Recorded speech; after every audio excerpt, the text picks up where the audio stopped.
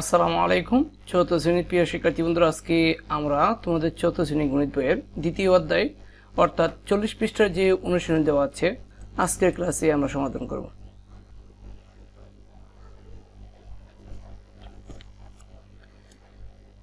প্রিয় শিক্ষার্থী বন্ধুরা, 10 নম্বর অঙ্কটি দেওয়া আছে শ্যামল অপেক্ষা শ্যামলের 490 টাকা বেশি আছে, সৈকত অপেক্ষা শিমুলের 502 টাকা কম আছে। ঠিক আছে, এটা হুবহুব লক্ষণীয় যে প্রশ্নের একটু অন্যরকম। সৈকতের কাছে 980 টাকা আছে, শ্যামলের কাছে কত টাকা আছে, তিনজনের একত্রে কত টাকা আছে, শিমুল এবং শ্যামলের টাকা বের করতে হবে। ঠিক আছে, এখানে দেখো শিমুল অপেক্ষা শ্যামলের এত টাকা বেশি আছে, আবার সৈকত অপেক্ষা শিমুলের এত টাকা কম আছে। সৈকতের আছে কত? 980 টাকা। সৈকত অপেক্ষা শিমুলের কত টাকা কম আছে? 502 টাকা। তার শিমুলের টাকা, সৈকতের টাকা থেকে এই শিমুলের যে কম আছে এই কম টাকাটা বের করে দিলে শিমুলের কত টাকা আছে বেরিয়ে আসবে। সৈকতের কাছে আছে 980 টাকা, সৈকত অপেক্ষা শিমুলের কম আছে 502 টাকা। তাহলে এই কম টাকাটা বের করে দিব আমরা। বিয়োগ করলে শূন্য থেকে 2 বাদ দেওয়া যাবে না, আর 10 থেকে 2 বাদ দিলে 8 থাকবে। এই হাতের 1 ধরেছিলাম, 1 গিয়ে শূন্যের সাথে যোগ হবে 1, 8 থেকে 1 বাদ দিলে 7, আর 9 থেকে 5 বাদ দিলে 4। শিমুলের কাছে 478 টাকা আছে। এখন প্রথম অংশ, শিমুল অপেক্ষা শ্যামলের কত টাকা বেশি? 490 টাকা বেশি। তাহলে শিমুলের টাকার সাথে আমরা শ্যামলের টাকাটা যোগ করবো, যে টাকা বেশি লিখবো যে শিমুলের কাছে আছে এত টাকা, শ্যামল অপেক্ষা শ্যামলের বেশি আছে এত টাকা। অর্থাৎ শ্যামলের কাছে আছে, আমরা এই দুটো যোগ করবো, অ্যাড করবো।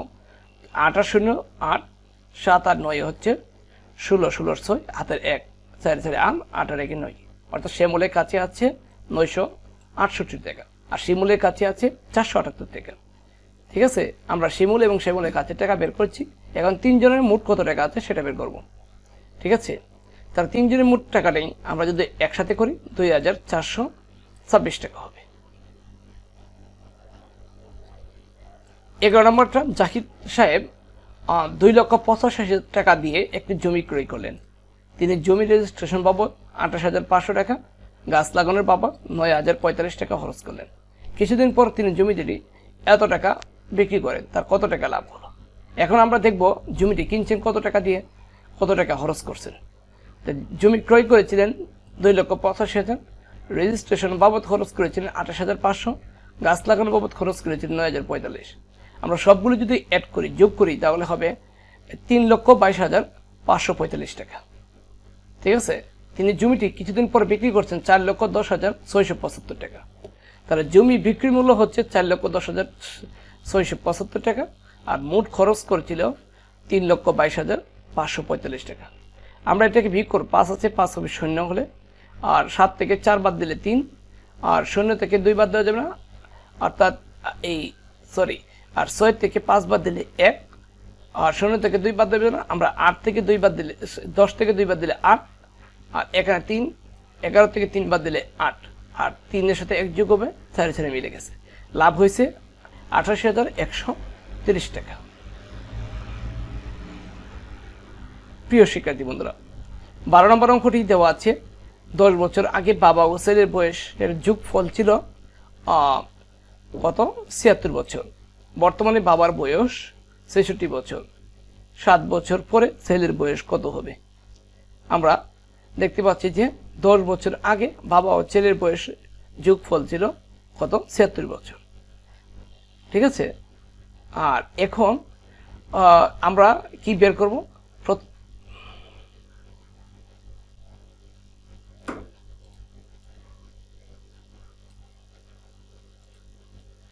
প্রিয় শিক্ষার্থী বন্ধুরা, 10 বছর আগে বাবা ও ছেলের বয়সের যোগফল ছিল 76 বছর। ঠিক আছে, বর্তমানে বাবার বয়স 66 বছর। 7 বছর পর ছেলের বয়স কত হবে? তাহলে আমরা বর্তমানে বাবা ও ছেলের বয়সেরটা বের করব। বর্তমানে বাবা ছেলের বয়সের যোগফল হবে বাবার সাথে, মোট বয়সের সাথে বাবার 10 বছর ছেলের 10 বছর যোগ হবে, অর্থাৎ হবে 96 বছর। বর্তমানে বাবা ছেলের বয়স 96 বছর। ঠিক আছে, আর বর্তমানে বাবা ও ছেলের বয়স 96 বছর হলে এখানে বাবার বয়স দেওয়া হচ্ছে 66 বছর। বর্তমানে বাবার বয়স 63 বছর, বর্তমানে ছেলের বয়স হবে 96 থেকে আমরা কি করব? এই এখানে মাইনাস হবে, বিয়োগ চিহ্ন হবে, 96 থেকে আমরা 66 বিয়োগ করব, হবে 30 বছর। তাই বর্তমান ছেলের বয়স হচ্ছে 30 বছর। 7 বছর পর ছেলের বয়স কত হবে? 7 বছর পর ছেলের বয়স হবে 37 বছর। 13 নম্বর যে অঙ্কটি দেওয়া আছে প্রিয় শিক্ষার্থী বন্ধুরা, একটি গাণিতিক বাক্য দিয়ে গল্প তৈরি করি। আমরা এই গল্পটি তৈরি করে নিলাম। একটি চিনিকল গুদামে অর্থাৎ 2587 বস্তা চিনি আছে। ওই গুদাম থেকে প্রথম, দ্বিতীয়, তৃতীয় দিনে এই বস্তাগুলো, এই বস্তা চিনি বিক্রি করা হলো। এখন আর কত বস্তা চিনির অবশিষ্ট রইল? তাহলে আমরা প্রথম দিনেরটা বিয়োগ করব, দ্বিতীয় দিনেরটা বিয়োগ করব, তৃতীয় দিনেরটা বিয়োগ করব। কিন্তু প্রিয় শিক্ষার্থী বন্ধুরা, তোমরা এই বিয়োগের সবগুলো একসাথে কি করবা? যোগ করে সম্পূর্ণটা এটা থেকে বিয়োগ করতে হবে। ঠিক আছে? আমরা একটু তোমাদেরকে গল্প তৈরি করে দিলাম, গল্পটা তোমরা অবশ্যই সমাধান করে নিবা।